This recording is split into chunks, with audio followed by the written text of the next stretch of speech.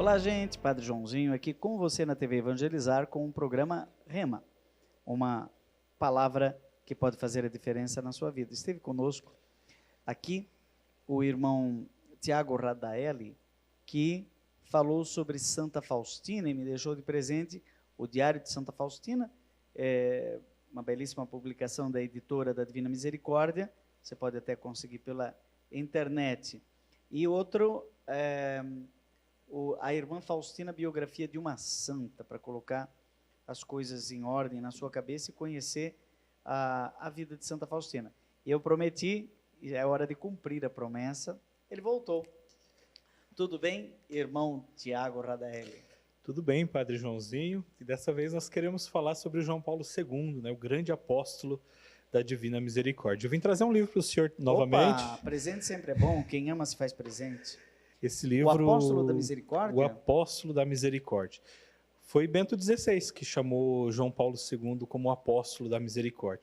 Nós conhecemos João Paulo II... Esse aqui está todo anotado, acho que é o seu. Na verdade, os dois estão, Padre. Os dois estão? Os dois estão. Deixa eu ver o outro, então. O outro está mais anotado ainda. Sério? Eu vou descobrir isso. Nossa, aqui tem Pecados de 2023. Opa, não é para isso. São Tiago Radaeli, né? O Diário de São Tiago Radaeli. Mas esse daqui está aberto, mas nós vamos mandar um livro fechado para o senhor. O Apóstolo da Misericórdia. Então significa que você lê, né? Você não só publica. Você trabalha na Editora Divina Misericórdia. Editora da Divina Misericórdia. Esse livro, acabei editorando ele inteiro, né? Passando pela revisão de todo o trabalho do livro, né? Uhum. Então é um livro aí que foi bastante lido também e anotado. Impresso. Olha que original, vocês colocaram a ficha catalográfica na última página. Resolvemos inovar um pouco nesse livro aí. Poxa, normalmente é no início, mas não tem nenhuma norma da BNT que diz que tem que ser no início, né? Não, acho que uma tendência atual estamos colocando atrás agora. Vocês estão fazendo mais isso daqui? Isso, na última não página? Somente, algumas editoras têm colocado na última página, sim. Ué, eu sou diretor da editora SCJ, gente, e nós somos ainda muito tradicionais, a gente coloca, na isso primeira. Aqui chama ficha catalográfica, né? São os créditos, quem fez isso, quem fez aquilo, e eles colocam a ficha catalográfica na última. Vou apresentar isso aqui lá para minha equipe para ver se a turma gosta do estilo. Porque é um assunto secundário, né? E tem gente que abre o livro de trás para frente, não sei se o senhor sabe, né, Padre? Eu, então, inclusive. Acaba que e aí a o pessoa também bate... vocês colocam no final, né? Nós estamos padronizando, colocando no final também, que antes era meio bagunçado isso. E deixa eu ver uma outra coisa. Vocês também estão fazendo assim. De baixo para cima. De baixo para cima. O nosso é também de baixo para cima. Eu gosto. Porque você está na prateleira, parece que facilita um pouco, né? Mas tem muita gente mudando para de cima para baixo. Mas, enfim, não vem ao caso essas conversas de editores, né?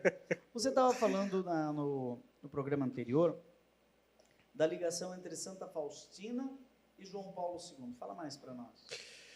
Então, vamos dizer assim, João Paulo II conhece a devoção à misericórdia por um amigo dele de faculdade, vamos dizer assim, o Rilco, na verdade.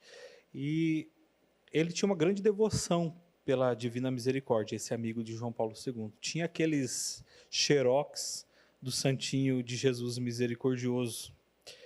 E a partir disso começa ali vamos dizer assim, um primeiro contato de João Paulo II com a misericórdia, vamos dizer assim.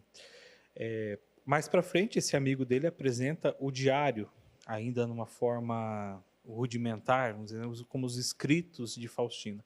E ele começa a ter esse primeiro contato com, vamos dizer assim, com esse livro. Ainda não era um livro dessa forma, né? Eram cadernos ainda, que eram difundidos na época, separados. Já havia uma difusão. Já havia uma difusão dessa devoção, né? A partir do padre Miguel Sopótico, que era o diretor espiritual de Santa Faustina. Então ele fazia todo esse trabalho de divulgar os escritos de Faustina, pelas igrejas, pela região, e algumas pessoas já começaram a desenvolver esse culto à Divina Misericórdia. Foi pegando muito rápido essa devoção na Polônia, né? De forma, vamos dizer assim, popular, não tanto oficial da igreja, né? E nesse momento, o João Paulo II acaba entrando em contato com esses escritos. Depois, como padre, já, né, num tempo que a devoção começou a ganhar força, acabou tendo uma grande resistência da igreja local. Na época, irmã Faustina, ainda nem era santa, né? Ainda não era santa. Então, Faustina, vamos dizer assim, tinha morrido há pouco tempo, vamos dizer assim, falecido há pouco tempo. E essa devoção começou a se difundir ali na Polônia. Que ano que o Padre Miguel funda a congregação? A congregação chamada Divina Misericórdia? Não, a congregação das Irmãs de Jesus Misericordioso. Ele funda mais ou menos 3 anos após a morte de Santa Faustina. 1940, vamos dizer 1941, ali, né? Por ali, vamos dizer assim. Então, essa difusão começa a crescer, as irmãs começam, claro, divulgar os escritos de Faustina, e essa devoção começa a ter uma resistência, por diversos motivos. Resistência? Começa a ter resistência. Tá. A primeira resistência se dá justamente por conta de que os bispos achavam que a devoção à Divina Misericórdia poderia se sobrepor à devoção do Sagrado Coração de Jesus. Uau! A da nossa congregação, que tem aqui, ó, a Biblioteca do Coração, aqui, ó, o ano do Coração de Jesus, 1919. Olha, 1919 está ali com Santa Faustina, né? Exatamente, está muito próximo. Mas ela era devota do Sagrado Coração de Jesus. Ela era devota, mas como a gente, no programa que nós falávamos sobre o diário, né, nós percebemos ali que Santa Faustina acaba tendo a sua forma de escrever de uma forma muito simples, né, de uma forma muito íntima. E nesses escritos, algumas coisas acabaram não sendo muito bem interpretadas, né? Então, precisou se esclarecer mais isso. Isso foi sendo fomentado na Polônia, né? E essa resistência foi crescendo. Então, os bispos, também poloneses, acabaram entendendo que as formas de devoção à Divina Misericórdia poderiam não ser compatíveis com aquilo que a igreja pensava na época. Então, também foi uma segunda resistência que houve. E o que você pensa? Entre você um divulgador da Divina Misericórdia, irmão Mariano, que está no Santuário da Divina Misericórdia em Curitiba. Eu sou o padre do Sagrado Coração de Jesus. Ok. Como é que se integram essas duas para não ter assim uma substituição ou contraposição, ou você diz que resistência, né? Sim. Qual seria a ligação entre a tão difundida espiritualidade do Sagrado Coração de Jesus e hoje a tão difundida espiritualidade da Divina Misericórdia? Eu entendo que as duas devoções elas se complementam, né? Porque Santa Faustina traz uma forma um pouco diferente de culto à Divina Misericórdia. A misericórdia sempre existiu na igreja, né? Existe na devoção ao Sagrado Coração de Jesus, mas Faustina traz uma nova devoção, vamos dizer assim, uma nova forma, né? Ela traz, vamos dizer assim, existem 5 formas de devoção à misericórdia, né? E Santa Faustina traz essas novas formas para complementar aquilo que já existia na vida da igreja, né? Como seriam as 5? O terço da Divina Misericórdia então, seria o devoto, uma forma. por exemplo, quem é devoto do Sagrado Coração de Jesus, naturalmente tem a primeira sexta-feira do mês. Exatamente. Vamos lá ver as 5 da Divina Misericórdia. O terço da Divina Misericórdia, a festa da Divina Misericórdia, né, que seria o primeiro ápice domingo da celebração da Divina Misericórdia em si, a própria difusão do culto da Divina Misericórdia. Fugiu aí. Quais coisas que eu falei aí? Difusão do culto, então o terço, a festa, a difusão. A prática das obras de misericórdia. Das obras de Divina Misericórdia. Espiritual e corporal.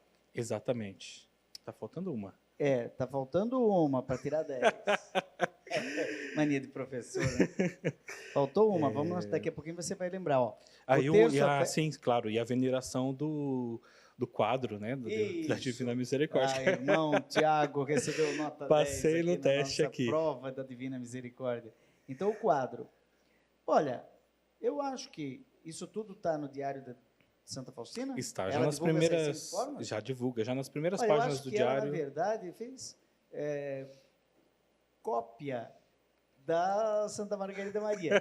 Porque se você pegar as promessas de Jesus a Santa Margarida Maria, todo mundo diz assim, as 12 promessas, tem muito mais do que 12, né? Só que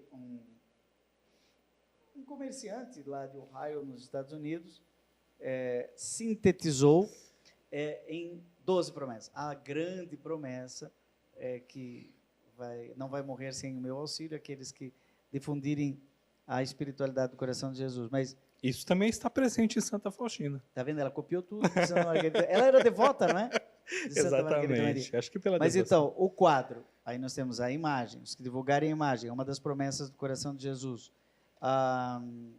Obras de misericórdia, tudo, do seu estado de vida, difusão, difundir. A festa, tem a festa do Sagrado Coração de Jesus, primeira sexta-feira, que, aliás, é o final do diário dela, é na festa do Sagrado Coração de Jesus, Exatamente. do ano da morte. Do ano da então morte. tem tudo a ver Santa Faustina com Santa Margarida Maria. Vamos dizer assim, as duas devoções são irmãs, Olha, praticamente. irmão, eu acho que são muito expressões diferentes, não só na imagem, que uma é o coração para fora do peito, a outra são os 2 raios de luz. É o mesmo Cristo, mas um é o Cristo da cruz e da história, o outro é o Cristo da glória. Então, eu poderia dizer assim, a devoção ao Sagrado Coração de Jesus faz memória do Cristo da história, e a devoção à Divina Misericórdia, a imagem, faz memória do Cristo da glória. Ou seja, agora, na glória, são raios de luz, né? Mas é o sangue e a água. Continua sendo o batismo e a Eucaristia, não é? Exatamente. Continua sendo o batismo e a Eucaristia, e a devoção à Divina Misericórdia quer salientar isso de forma muito forte, né? Que existe essa ligação profunda, né, entre os sacramentos da Igreja e a nossa redenção, né, e a nossa ida para junto de Jesus que está na glória. Irmão, voltando ao João Paulo II, ainda não Papa João Paulo II, Karol mas Wojtyla, vamos Karol dizer assim. Wojtyla, não é?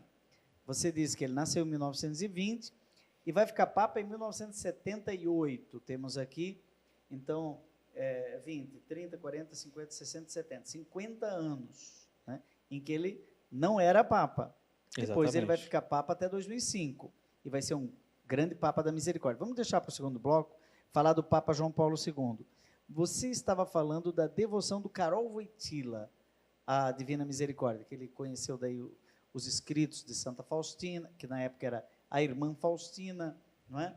E que mais outra característica na vida do Karol Wojtyla tinha a ver com a misericórdia? Eu acredito que, primeiramente, na Polônia existia uma grande devoção a Maria, né? João Paulo II é um grande Papa mariano, né? Totus Tuus Maria. Isso. E, vamos dizer assim, é muito forte também a invocação de Nossa Senhora como essa mãe. Mãe de misericórdia. Mãe de misericórdia. A gente percebe que nos ambientes em que João Paulo II frequentava à época, também eram difundidos, né, vamos dizer assim, o tema da misericórdia em si, e os próprios padres da região traziam a devoção à misericórdia como uma maneira de se superar o sofrimento que se vivia naquela época. Tanto porque Faustina acabou trazendo essa, vamos dizer assim, como é que a gente usou no último programa, né? Essa palavra de ciência, né? Ah, tá. Para vamos dizer assim, que a misericórdia seria uma forma também de se vencer a guerra, né? De se rezar para que, vamos dizer assim, fosse suprimido aquele mal, né? E João Paulo II vai dizer, né, em dado momento, que a misericórdia seria uma resposta para toda aquela dor, para todo aquele sofrimento, né, para toda aquela atrocidade que estava acontecendo na humanidade naquela época. Quando a gente coloca o varal das datas e os fatos, a vida começa a ser mais bem compreendida. Faustina nasce em 1909. Temos que pensar na ebulição de uma Europa que vai gerar essa separação entre um mundo capitalista, um mundo comunista, do qual a Polônia é uma das maiores vítimas. Ia para um lado, era um joguete, né? De um lado para o outro. A Primeira Guerra Mundial eclode em 1914. Faustina tinha 5 anos. Exatamente. Né? 5 anos de vida. Uma menina de 5 anos vê o mundo destruído pela guerra. Guerra mundial, que não é 1 ou 2 dias, é 14, 15, 16, 17, 18. Essa menina, com 5 anos, ela vê guerra até os 10. Exatamente. Você se deu conta? O que é uma menina de 5 anos fica vendo bomba dos 5 aos 10 anos? E passou fome, né? Essa Faustina tinha uma vida muito simples. A casa de Faustina era uma casa de um cômodo, era uma casa construída de pedras, coberta por palhas. Então, os 10 irmãos, o pai e a mãe, viviam num único cômodo, né? Que era sala, cozinha, carpintaria nos momentos de inverno. Certamente as escolas estavam destruídas. Você disse assim, ela era semi-analfabeta, não escrevia com dificuldade. Claro, 5 aos 10, ela viu bomba. Né? Ou seja, as escolas vão sendo destruídas, a vida não... A fome, né? Exatamente. A miséria. E aí vem a palavra da misericórdia, né? Deus é rico em misericórdia. A crueldade da guerra e, do outro lado, a amabilidade da misericórdia de Deus. E aí, quando ela, em 1920, nasce o João Paulo II. Quanto? 2 anos depois do fim da guerra. A Faustina tinha, em 1920, quantos anos? Ela nasceu em 1909, portanto, ela tinha 1920, 11 anos de idade, quando João Paulo II nasceu. Não é isso? O mundo destruído. Acredito que sim. A menina de 11 anos, porque às vezes a gente não se dá conta, né? Exatamente. Uma menina de 11 anos olha para o mundo destruído, nasce um menino, que vai ser papa, vê o mundo destruído. Quando, em 1938, Faustina morre, João Paulo II tem 18 anos. E o mundo está com 18 anos, ela com 29, o mundo às portas de uma segunda guerra. Não deu nem tempo de se recuperar, já veio uma segunda guerra mundial. E é nesse contexto que acho que a misericórdia, então, tem tudo a ver. Porque daí a Polônia vai ter campo de concentração, extermínio de minorias. Exatamente. Né? De padres, inclusive. De padres. São Maximiliano Maria Kolbe, exatamente, que ele também canonizou. Né? Ó, tá ficando quente o nosso programa, né? No segundo bloco, vamos já caminhar do Karol Wojtyła como bispo de Cracóvia para o Papa da Misericórdia. Hoje São João Paulo II, apóstolo da misericórdia. A gente volta num instante. Não perca mais nenhum vídeo da TV Evangelizar. Inscreva-se agora. Estamos de volta com o programa Rema, aqui pela TV Evangelizar, num diálogo cheio de amor e misericórdia, com o irmão Tiago Radaeli. Ele já esteve aqui falando de Santa Faustina e hoje voltou para conversar sobre São João Paulo II. A editora da Divina Misericórdia publicou este livro, João Paulo II, o Apóstolo da Misericórdia. João Paulo II, você foi quem editorou, não é? Esse livro. João Paulo II, ele se torna padre em Cracóvia e depois papa em 1978. 78, né? Exatamente. Qual é a ênfase desse tempo do bispo de Cracóvia, arcebispo, cardeal, até ficar papa? Se você pudesse... Porque muita gente conhece o papa, mas não conhece que antes ele era bispo e padre. Então, no livro nós enfocamos muito essa questão da influência dele, né, enquanto padre, né, que tinha o grande amigo dele que trabalhava já na Curia Romana, né, que traz, e é ele que tinha essa, vamos dizer assim, essa devoção forte à misericórdia, e surge aí nesse contexto que eu dizia anterior, né, essa proibição do culto à divina misericórdia. E o que acontece, né? Qual que é o trabalho que é feito nessa época? Primeiramente, Santa Faustina tinha, vamos dizer assim, Helena Kowalska, né, tinha falecido como esse odor de santidade, vamos dizer assim, né? Então, eles queriam... O nome dela era Helena. Helena Kowalska. Antes de... Faustina é o nome de religiosa. De religiosa. Então, ela, assim, após a sua morte, então eles começam com esse trabalho de canonização. Só que aí existia um grande problema, porque eles queriam, vamos dizer assim, trazer a canonização de Faustina, mas existia uma grande resistência da igreja na época para, vamos dizer assim, para aceitar o culto, a devoção à Divina Misericórdia, por conta daqueles motivos que eu trouxe anteriormente. E aí os dois começam a trabalhar de uma forma que unificada, vamos dizer assim, Karol Wojtyła na Polônia, e o grande amigo dele trabalhando na Cúria Romana, de uma maneira que eles pudessem, vamos dizer assim, confluir em um trabalho que pudesse ajudar aí a causa da canonização de Santa Faustina.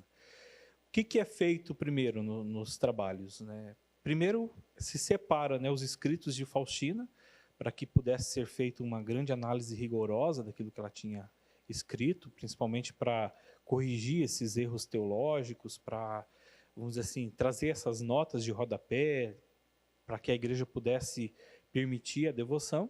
E também começa-se um trabalho de provar, vamos dizer assim, as virtudes heróicas de Santa Faustina. E João Paulo II, depois, né, quando é eleito bispo, ele começa também a trabalhar na Cúria Romana, né, no âmbito de todo o concílio, né, que está se iniciando ali na... Pode-se dizer, você estava falando no bloco anterior, inclusive, que tinha vozes discordantes, né, de bispos que não concordavam com alguns aspectos da devoção à Divina Misericórdia. E aqui eu estou vendo no capítulo 6, foi solicitado ao Santo Ofício que o culto à Divina Misericórdia fosse silenciado. E havia um advogado de defesa chamado Karol Wojtyła? Podemos dizer que sim. Karol Wojtyła, diante dos bispos, né, era aquela voz... Né, como padre? Ou como bispo já? Ali já era como bispo nesse período. Tá, porque nós estamos falando de 1957. Exatamente. Antes do Concílio Vaticano II. Exatamente, mas existia todo um trabalho, né, para que, como é que é? Tinha um documento da igreja que estava sendo escrito nessa época sobre a igreja como luz para o mundo, né? Então, João Paulo II estava trabalhando junto com os bispos neste documento. E João Paulo II também trazia esse tema da misericórdia, trazia a questão de Faustina para os bispos, porque precisava, como dizer assim, defender isso perante o Papa Paulo VI na época. Então existia todo um trabalho ali de Wojtyła junto com seu amigo para conseguir trazer essa realidade. Qual é o grande argumento de João Paulo II para defender o culto à Divina Misericórdia? Então, o grande argumento dele, primeiramente, né, foi mostrar que as devoções não eram concorrentes, e principalmente provar, vamos dizer assim, para o Tribunal do Santo Ofício, que a leitura que estava sendo feita dos escritos de Faustina eram incorretas. Até porque, na época, o diário foi traduzido para o Santo Ofício, né, o diário que foi entregue à época, que foi traduzido para o italiano, foi feita uma tradução muito ruim. Então, isso também, vamos dizer assim, Faustina já era analfabeta. E aí traduziram de forma muito, vamos dizer assim, muito ruim. Então, isso tudo foi contribuindo para que a devoção fosse barrada. Se tiver algum italiano rigoroso, me perdoe o que eu vou falar, mas algumas escolas de tradução italiana primam pela não literalidade. Eles traduzem pela... Não é todos, não são todos. Traduzem pela contextualidade. Então, eles praticamente contam o texto. Só que daí, quem está recontando o texto, aumenta um ponto, aumenta um conto, né? Exatamente. Porque ele acaba colocando as ideias dele. E junto a isso, padre, ainda teve uma irmãzinha que resolveu corrigir um pouco dos escritos de Faustina. Então, o senhor imagine a maçaroca que virou estudo, né? A irmã já tinha alterado o texto e a tradução também foi um pouco alterada. Então, isso tudo criou uma grande confusão. Isso em polonês? Isso em italiano. Ah, essa irmã, resolveu, na hora da tradução, corrigir. Corrigir, exatamente. Então, tudo isso, vamos dizer assim, acabou confluindo para quase surgir um novo diário, né? Porque a gente acaba tendo uma alteração de todo o texto, todo o pensamento do autor, né? Mas depois teve uma tradução rigorosa, melhorada, como que foi? Então, como que foi? João Paulo II, Karol Wojtyła, tinha um professor da faculdade e esse professor era muito rigorista, vamos dizer assim, na parte teológica. E conhecendo ele resolveu entregar uma cópia desses cadernos para esse professor. E esse professor já conhecia a fama de Faustina, ele não deu bola no primeiro momento para aquilo que foi apresentado para ele, disse que reclamava muito de, vamos dizer assim, ter sido entregue um livro tão pobre para que ele pudesse trabalhar nesse livro. E o livro ficou ali por uns 6 meses jogado numa gaveta.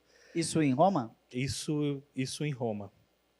Depois, passando um certo tempo, esse professor foi tirar férias e resolveu pegar esse livro para passar um tempo.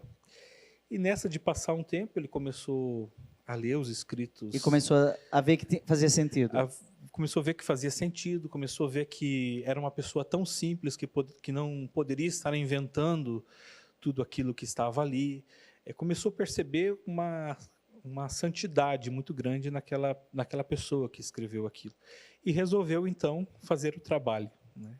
Então, se hoje nós temos o diário com todas essas notas de rodapé, se dá a esse professor, né, de Wojtyła. Que foi o Karol Wojtyła, que entregou, João Paulo II, que teve a iniciativa. Isso. É uma coisa muito bonita, né? Porque ele deu para alguém neutro. Exatamente.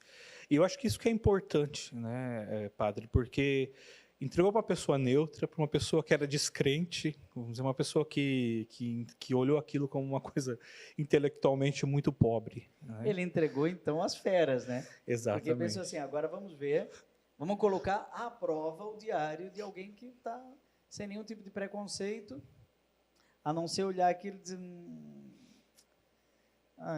Não dá para mim, as considerações de uma religiosa que nem escreve direito. E ele lia em polonês ou lia em italiano? Ele fez um trabalho em polonês. Então porque leu no original. Precisou se fazer um trabalho de retornar aos originais. Então, vamos dizer assim, o fato mais importante desse período foi mostrar para o Santo Ofício que a cópia que eles tinham dos escritos de Faustina era uma cópia imprecisa, vamos dizer assim. Então, voltou-se para os originais e foi mostrado ao Santo Ofício que nos originais, vamos dizer assim, a história era outra, vamos dizer assim. E existem estudos de comparação para mostrar onde foi deturpado o diário? Na Polônia existem esses estudos, né? Comparativos, inclusive existem os cadernos originais escritos por Faustina. Com a letra dela? Com a letra Isso dela. está preservado? Isso está preservado pelas irmãs de Nossa Senhora Mãe da Misericórdia. Ou seja, se alguém pegar o diário de São Paulo, porque o diário aqui não está em polonês, está em português. Exatamente. Né? Quem fez a tradução para o português do Diário de Santa Faustina? Foi o professor Mariano Kafka. Não foi aquela irmãzinha, não, né? Não. Foi o professor Mariano Kafka. Ele é vivo ainda, já está aí bem de idade. Ele é dos padres marianos, não? Não. É um professor... Não é padre? Não é padre. Professor Mariano Kafka. Isso. E o padre Mark, o sobrenome eu não vou saber ler. Szczepaniak. E é Dom Pedro Vedalto que deu o imprimatur. Exatamente. Né? Direção a irmão Tiago José Radael. Sim, acho que meu nome deve estar desatualizado. Por que aqui está Radael e aqui está Radael? Então, padre, meu nome foi atualizado há uns 1 ano e meio, mais ou menos. Eu tinha um sobrenome que era... Esse izinho foi colocado mais tarde? Um I e um L e um I. Que, na verdade, a minha família nasceu na Itália, né? E por muito tempo, o meu bisavô adotou o nome errado, né? E com o meu irmão indo morar atualmente na Itália, ele fez a cidadania italiana. E com isso foi atualizado todo o sobrenome da família. Radaeli vem de El, né? Que é Deus. Exatamente. Não sei o que é esse Radi aí. Na verdade, o sobrenome nasceu de uma cidade pequena na Itália, né? Que se chamava Elo. Na verdade, a cidade se chamava Elo. E depois se tornou um reinado, vamos dizer assim. Ah, então seria Reinado Reinado de Elo. Ele ficou rei de Elo. Ah, e daí deu Radaeli. E depois foi se alterando até chegar em Radaeli. Bom, então você também é o editor do diário? Aqui está, direção. Na verdade, foi feita uma revisão no diário. E aí eu dessa participei 44ª edição. Você é o culpado. Também sou culpado dela. Desse formato desse livro, né? Porque isso aqui passou por você, então? Passou por mim também. Essa coisa bonita aqui, porque eu já conheci ele grandão. Sim, nós tínhamos esse diário grande. Branco, era enorme. Enorme. Pesado, né? Agora é uma Bíblia, não é? Nós fizemos ele com papel de Bíblia, padre, porque muitas pessoas levam o livro para a igreja, para a oração, né? Com certeza. Então, por isso ele foi feito com esse papel de Bíblia. E a gente fez um acabamento especial nele, até mesmo para proteger as páginas, né? E aí deixamos ele nesse formato que fica mais fácil para as pessoas rezarem, né? E a tradução foi feita em que ano? 1995? Não, foi feito em 70. 70? Eu acredito que o imprimatur é de 95. Acho que é por isso que está... Não, o imprimatur é de 82. Essa edição aqui é 2022. 2022. Aí já é depois da pandemia. Já depois da pandemia. E é a 44ª edição. 44ª. Na verdade, nós já temos mais uma que está saindo do forno agora, que é a 45ª. Ah, é? Esse livro já tem... Quantos exemplares cada edição? Varia um pouco, né? Uns 50 mil livros, mais ou menos. Esse livro já foi... Não, tem 50 mais... mil em cada edição? Em cada edição. Esse livro já foi... Então já chega 1 milhão? Já passou de 1 milhão de cópias no Brasil. Uau! Cada vez que vocês recebem 50 mil livros? Esse livro, a primeira edição dele foi 50 mil livros. Hoje a pessoa que quiser comprar, quanto estaria esse livro? Em torno de R$90 esse R$90. R$90. Essa versão. Tem outras versões mais em conta. Mas essa daqui, meu Deus, irmão.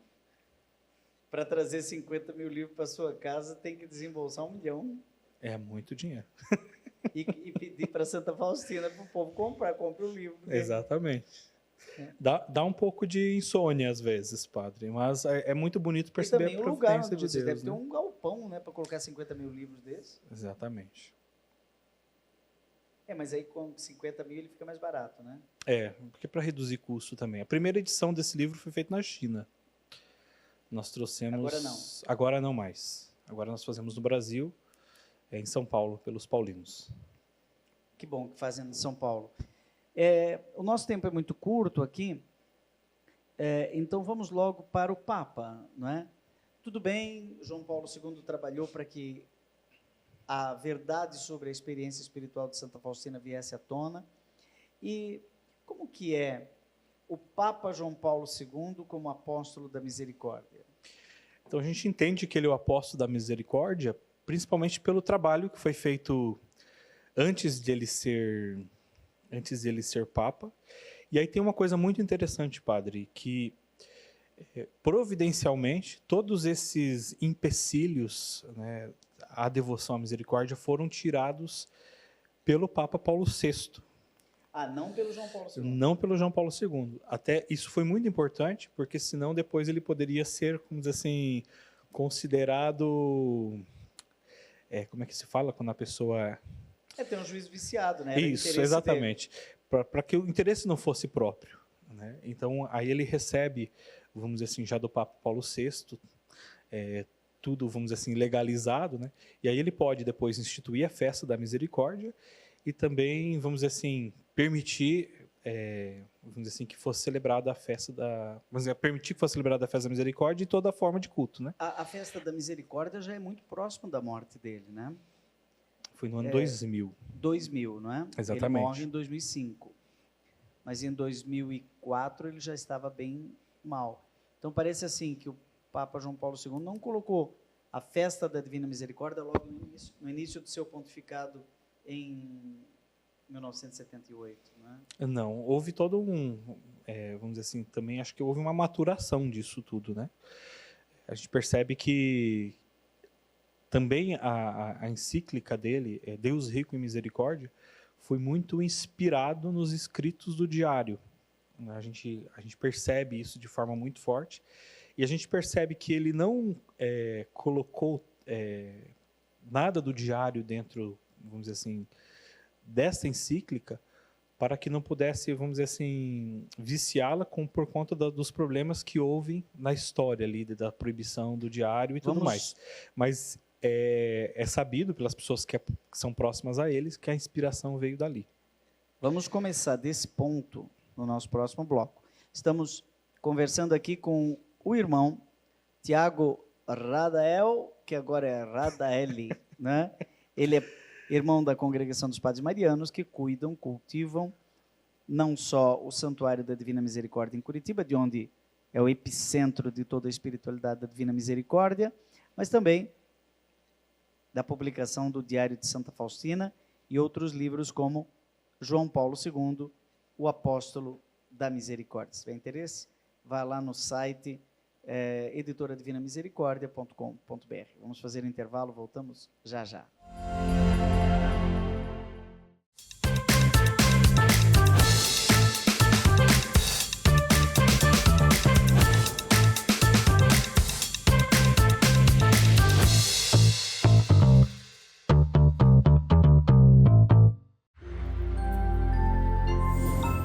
Estamos de volta com o programa Rema, uma palavra inspiradora. O irmão Tiago Radaeli é o diretor da Editora Divina Misericórdia, seria isso hoje? Isso, Editora Divina Misericórdia da Congregação dos Padres Marianos. Sou diretor hoje. Antes de falarmos da Divina Misericórdia, você terminou, existe algum outro livro, você já me disse que está saindo do forno para a sua insônia, a 45ª tem correção? Assim, pequenas coisas que você São pequenas correções, às vezes escapam algumas frases, tinha escapado algumas frases do original. Aqui eu vi que tem um monte de correção. E aí a gente acabou fazendo, mas são correções mínimas, uma frase ou outra que nós decidimos corrigir, né? Sim, e vai chegar o caminhão, mais de um caminhão, né? Mais um caminhão de livros. Que fica ali no Santuário da Divina Misericórdia? Hoje nós temos uma logística, né, que cuida de tudo isso, mas por muito tempo ficou no Santuário da Divina Misericórdia. Com o crescimento da editora, a gente Ela cresceu? Tem outros bastante. Autores e livros? Tem diversos autores, inclusive esse livro... Esse é da Ema. Eva Tchaikovska. Mas é polonesa. Ela é polonesa, é uma professora, historiadora, então ela, vamos dizer assim, se dedicou muito ao estudo, né, da devoção em si, e aí publicou esses dois livros, a biografia de Santa Faustina e esse livro... Os dois são dela? Os dois são delas. Os dois são dela, e ela fez um trabalho bem, vamos dizer assim, arqueológico, né, foi atrás das fontes vivas ainda. Tem mais algum, assim, mais recente, de brasileiro, por exemplo? Nós não temos, atualmente não temos livros que não sejam focados à devoção à misericórdia. Mas algum brasileiro escreveu sobre a Divina Misericórdia? Nós temos o Padre Silvio, que é um padre da nossa congregação, que escreve bastante sobre a temática também. E qual é o livro dele, assim, quem quiser adquirir? O mais recente é Após a Morte, a Vida, se eu não estiver enganado, né? É um livro que fala um pouco sobre a questão da vida eterna. No site tem? No site também tem. Tem também o Instagram da editora? Sim, é @Divina Misericórdia. Vou seguir aqui, vamos lá, vamos ver. O quê? Divina Misericórdia. E Divina Misericórdia? Isso. E Divina Misericórdia. Já abriu aqui. Vamos lá. Seguir. Vocês não me seguem. Meu Deus. Vamos resolver. Divina Misericórdia. Editora Divina Misericórdia. Ah, interessante. Tem aqui filmes católicos. É bom que quando a gente segue um, aparece outros, né? Exatamente. Então, deixa eu ver aqui. A misericórdia, o segundo nome do amor. Em cada livro, uma oportunidade de amar. Tudo sobre a editora Divina Misericórdia está aqui, ó. Perceba a misericórdia de Deus a partir do Evangelho. Esse é do Padre Miguel. Isso. Nós temos uma coleção do Padre Miguel Sopótico, que ele trabalha a misericórdia na Bíblia. Então, entendi. Porque o Padre Miguel Sopótico precisou trazer toda essa temática da misericórdia, reavivar isso na Polônia também. Então, o primeiro volume dos livros... Padre Miguel, que é o fundador, né, da congregação das Irmãs de Jesus Misericordioso e também o diretor de Santa Faustina. Ele é falecido. Falecido. Tá. Ele é beato, ele não é santo. E ele é beato? Ele é beato também. Uau! Ô irmão, aqui depois eu estou agora entrando aqui, a gente vai conhecendo tudo, né? Sobre a editora Divina Misericórdia. Quaresma da Divina Misericórdia também? Essa você não me falou de terço. Às 5 é o terço, a festa, a difusão, o quadro e a outra eu já não lembro o que eu escrevi aqui. Mas você não falou de Quaresma. Tem Quaresma de São Miguel, tem também Quaresma da Divina Misericórdia? Não, na verdade, esse livro nós lançamos em parceria com a editora Ave Maria. Por isso está aqui o Padre Luiz. Luiz Erli. Então, é um livro que, na verdade, nós quisemos que a pessoa tivesse esse livro para que ela se prepare para viver bem a Quaresma. Nós trouxemos a temática da misericórdia para ser vivida durante 47 dias. Vai pegar a Quaresma toda, mais a semana seguinte. Canção Nova também tem alguns livros sobre essa...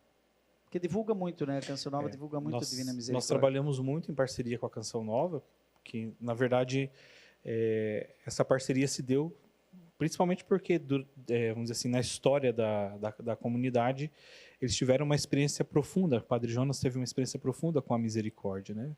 Então, lá se tornou um dos principais centros de difusão da devoção também. Sob os raios da Divina Misericórdia. Isso, esse é um livro da Dani Miranda. Então, é um livro que as pessoas podem ter contato com trechos do Diário de Santa Faustina e também anotar a sua experiência com essa passagem. Traduzir, não é? Traduzir essa riqueza que está no Diário de Santa Faustina, de maneira que as pessoas possam, devagarinho, entrar nessa pedagogia da Divina Misericórdia. No bloco anterior, já para irmos assim para os finalmente do nosso programa, você dizia que João Paulo II, ele logo no início do seu pontificado, publica uma encíclica chamada Dives e Misericórdia, a primeira encíclica de João Paulo II, né? Antes mesmo do Redentor Hominis. Isso. Na verdade, vamos dizer assim, essas encíclicas dizem que elas estão correlacionadas, né? Principalmente essa Deus rico em misericórdia seria uma coroação dessas, vamos dizer assim, dessa coleção de encíclicas que o João Paulo II estava publicando à época. E você disse que ela é baseada na espiritualidade de Santa Faustina, sem dizer? Sim, ela é uma... Ela é de 1980. O Papa João Paulo II ficou Papa em 78. 78 é um ano curioso, é o ano dos 3 Papas. Paulo VI morre, daí entra João Paulo I e morre, e entra João Paulo II. Em 81, ele iria lançar a primeira encíclica social dele, Laborem Exercens, no dia 13 de maio. Mas no dia 13 de maio ele sofreu atentado. Sim. Né? Então ela foi lançada lá para setembro, se eu não me engano. Mas em 80, fica Papa em 78, ele lança a Dives in Misericórdia. Deus é rico em misericórdia. A ideia de João Paulo II era já preparando com essa encíclica as pessoas para o jubileu do novo milênio, né? Que é o jubileu do ano 2000, né? E também a canonização de Santa Faustina está muito ligada a isso, né? João Paulo II quis trazer a misericórdia de Deus e vamos dizer assim, e toda essa dimensão do rosto misericordioso de Deus para a Igreja, para esse milênio que estaria se iniciando, né? E a encíclica foi como uma grande preparação para tudo isso. Na verdade, o Papa João Paulo II, é um pedagogo. Eu falei uma bobagem aqui que foi a primeira, isso foi a segunda, porque a primeira foi Redemptor Hominis, que foi em 79. Ele fica Papa em 78, já no final, primeira encíclica sobre Jesus, o Redentor dos homens. Né? É sobre o Filho. Depois a Divis Misericórdia é sobre o Pai. Exatamente. Né? E depois vem uma sobre o Espírito Santo. Exatamente. Né? São as 3 encíclicas que, vamos dizer assim, é como se fosse uma. E essas encíclicas ele já escrevia antes, né? Quando ele ainda era cardeal, nas indas e vindas dele ali para, vamos dizer assim, para Roma. Você sabe que tem um padre, meu amigo e colega de congregação, que eu vou sugerir que vocês procurem. E você conhece, é o padre Marcial Massaneiro? Ah, sim, conhecemos. O primeiro livro dele, ainda como seminarista, era sobre a Divis Misericórdia. O título é esse, a Divis Misericórdia. Fiz uma formação com ele há um tempo atrás. E ele falou sobre isso? E ele falou sobre isso, sobre esse amor misericordioso de Deus que vem das entranhas, né? O doutorado depois dele em Roma vai ser sobre a figura do Pai, né? E o Pai é retratado pela sua misericórdia. Apesar de que a imagem é de Jesus, né? Mas o Pai é rico em misericórdia, né? Tanto que quando diz Deus é rico em misericórdia, significa o Pai, né? Porque no Antigo Testamento, misericórdia é rahamim. Exatamente. Quer dizer, útero, entranha, no fundo do coração. Né? Misericórdias, coração de pobre, coração misericordioso. E como você vê o desdobramento da misericórdia na vida do João Paulo II, até chegar ao domingo da misericórdia, que seria o primeiro domingo depois da Páscoa, né? João Paulo II vai, vamos dizer assim, trazendo, vamos dizer assim, para a igreja esse novo rosto, né, da misericórdia. E aí, vamos dizer assim, ele sofre também aquele atentado, né? Eu não sei, agora me fugiu se está dentro 1981. Acho que é 81, né? E nesse contexto todo, vamos dizer assim, ele vai percebendo que a vida dele, né, está sendo conduzida, vamos dizer assim, por uma providência, por uma graça, né, diferenciada, né? E ele percebe, né, tanto essa, vamos dizer assim, essa devoção que está vindo ali, a misericórdia de Deus, vamos dizer assim, entrando dentro de seu pontificado. E é interessante porque existe uma ligação, né, entre, vamos dizer assim, a devoção à misericórdia e também a questão mariana, né, em João Paulo II. Porque ele também, vamos dizer assim, ele percebe, quando ele perde a mãe dele, né, ali muito jovem, ele se aproxima muito de Maria, né? É dali que surge, vamos dizer assim, esse amor filial, né, com Nossa Senhora. Aí vem a quarta encíclica, Redemptoris Mater. Então tem uma do Pai, uma do Filho, uma do Espírito Santo. A do Espírito Santo daqui a pouco eu lembro. E a de Maria. Isso. E ele vai percebendo que tanto Maria, né, como Jesus vão conduzindo a vida dele, né? E ele vai percebendo isso também com esse olhar da misericórdia de Deus que vai envolvendo a sua vida. Né? Então, eu percebo dessa forma também, né?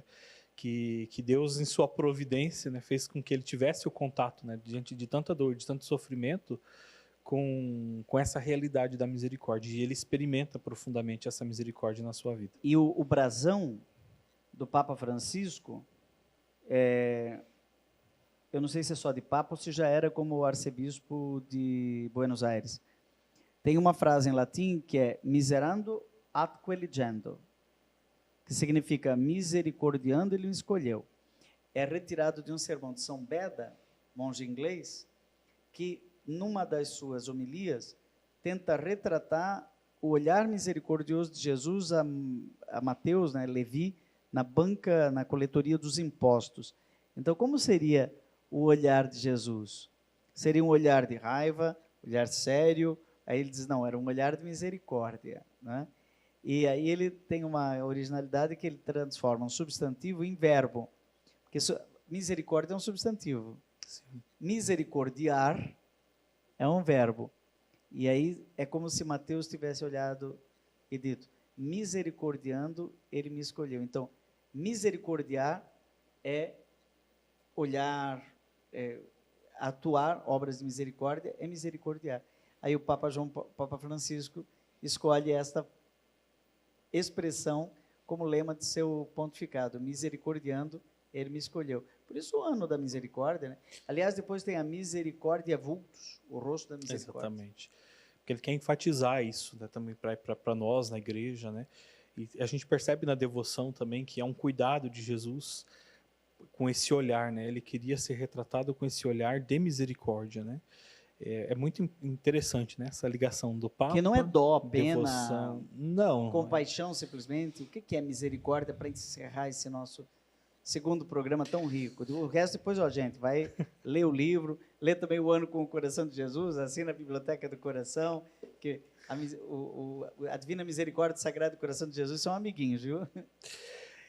Para mim, misericórdia é amar, né? Amar como Jesus amou, né? Jesus, ele, antes de qualquer coisa, né, ele olhava para a realidade da pessoa e acolhia com ternura, acolhia com amor, né? E essa realidade de amar transformava a pessoa, né? Para antes de qualquer palavra, né? Claro que depois as palavras aqueciam o coração, né? Mas a gente percebe que os atos de Jesus eram atos de misericórdia, um amor que brotava do seu íntimo, um amor verdadeiro.